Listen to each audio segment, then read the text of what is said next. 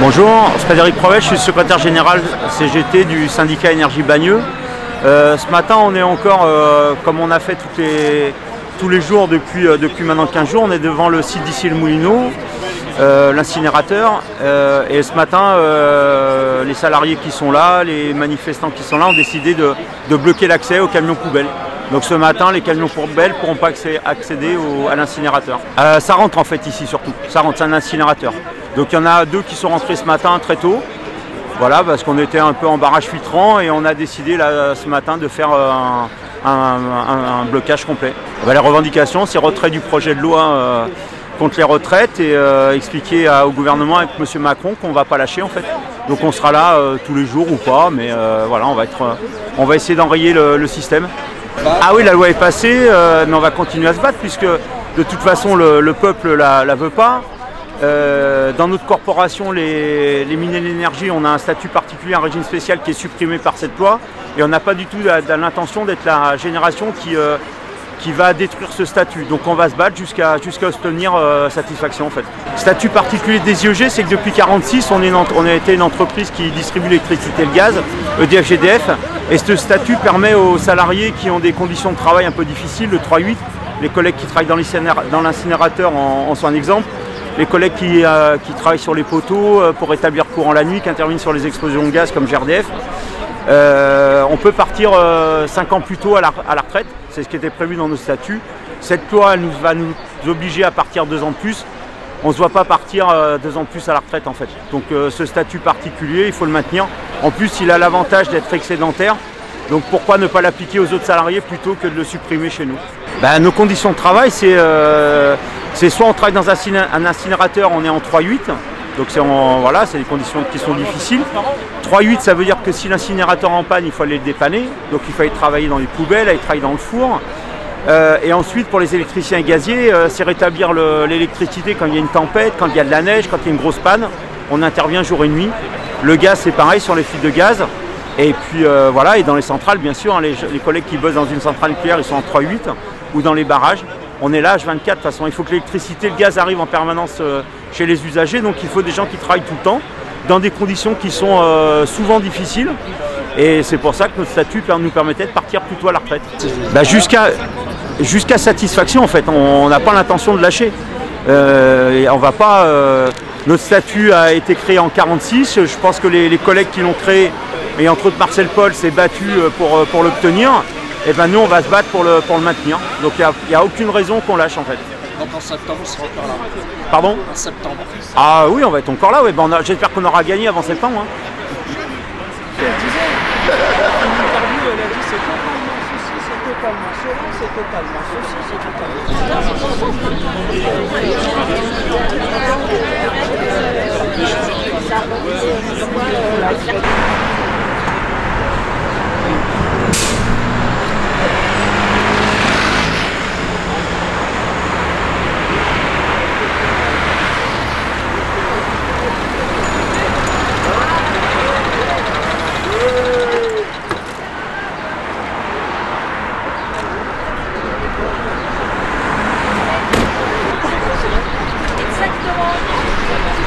Macron lâche l'affaire.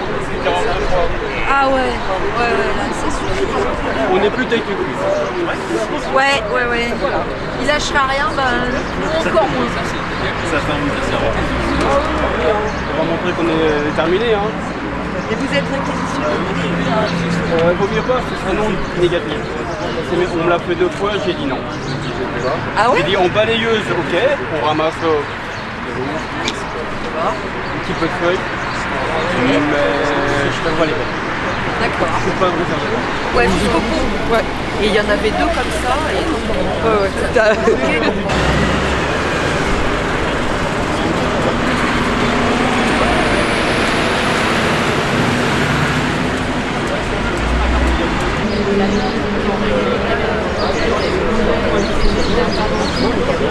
Il est en préparation. Ah, il est en préparation. Il est en préparation. Je vais regarder s'il arrive.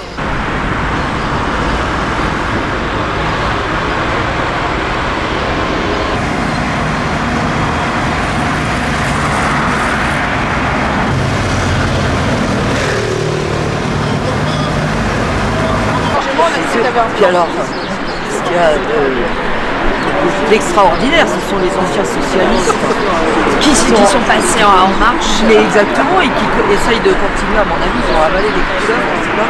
Mais ils continuent de le soutenir quand même. À mon avis, je comprends même pas. c'est-à-dire qu'ils sont morts politiquement là-haut. Oui, ils ont voté pour lui, mais contre lui, pour que Le Pen ne passe pas. En fin de compte, c'est pas pour lui qu'on a voté. On a voté pour que Le Pen ne passe pas. Donc en fin de compte, les Français, voilà, qui sont un peu déçus de. Les gens qui ont voté pour lui pour faire barrage à Le Pen, ils l'ont quand même mis au pouvoir. On avait essayé de faire Ouais, mais le pouvoir qu'il met en ce moment, ça plaît pas à tout le monde. Franchement, non, du tout. Bon, est-ce qu'il y a beaucoup de gens qui sont déçus? Oui, énormément. Énormément. Mais on va essayer de tenir bon, on verra bien ce qui se passe. On verra. Il y en a combien qui ont voté pour Macron ici, à votre avis? Deux? Je sais pas, moi je sais que j'ai pas voté pour lui. Bon là, pendant 5 ans, on a vu ce qu'il a fait, et voilà quoi. Maintenant, on verra ce qui se passe derrière, mais voilà quoi. Moi, je fais mon travail, je balaye, je ramasse les feuilles et l'eau, mais je suis à 100% devant la manif. Franchement, ouais. Et à votre avis, beaucoup de gens sont amers d'avoir voté pour lui? Oui. Moi, je dirais à 98%. Ils ont récolté ce qu'ils ont semé. Je suis d'accord avec vous. Ceux qui ont voté Macron, bah voilà. Ils s'en doutaient un petit peu de ce qu'il allait faire et puis maintenant ils s'en mordent les doigts. Parce que sur son programme, c'était bien marqué. Oui, la retraite, oui. C'est pour ça que moi j'ai pas voté pour lui. Je savais ce qu'il allait se faire, mais. Parce que les syndicats avaient fait appel à voter pour lui, sachant très bien qu'il a. Ouais, mais Mélenchon, il a voté, il a fait appel. Ouais. Et puis Mélenchon a fait appel à voter pour Macron, sachant très bien que la retraite était à 64 ans. Ah bah lui, c'est une girouette, lui. C'est une girouette, il sait pas ce qu'il dit, lui. Lui, il dit voter Macron et après il se retourne. Franchement, on sait pas ce qu'il pense. Est-ce que vous pensez plutôt qu'il pense pour lui et son parti que pour les Français? Il pense surtout pour lui. Surtout pour lui, ouais. Après, on verra ce qui se passe, mais pour l'instant, on lâche rien et on verra ce qui se passe derrière. Mais pour l'instant, voilà, on tient. Parce que c'est quand même assez vicieux de dire aux Français de voter pour Macron. Il a voté Macron. Et aujourd'hui, il demande aux Français de tout bloquer parce que les Français ont voté pour un homme sur lequel... Mais Mélenchon, c'est une girouette, on ne sait pas ce qu'il pense. Donc, moi, je me méfie de cette personne. Je me méfie énormément. Mais on verra bien ce qui se passe. Moi, je dis, pour l'instant, c'est le peuple qui décide, mais on verra bien. On verra bien ce qui se passe derrière. Vous pensez qu'un jour, le peuple sera souverain? Je sais pas. Pour l'instant, on est tous là, on soutient la manif.